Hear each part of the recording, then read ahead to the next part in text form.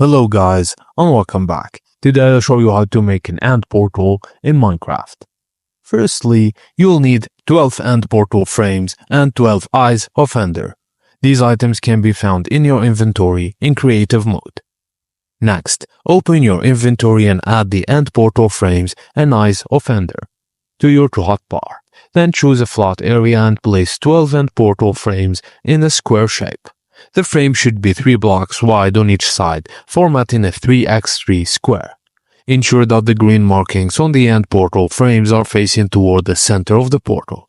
This is crucial for it to function properly. Stand outside the frame facing the green markings. Insert an eye of ender into each of the end portal frames, and once all the frames are filled with eyes of ender, and the portal will automatically activate. You will see a portal surface change to starry, dark texture. Once the portal is activated, you can simply jump into it to enter the end and begin of your adventures. Thank you for watching, and please don't forget to like and subscribe for more.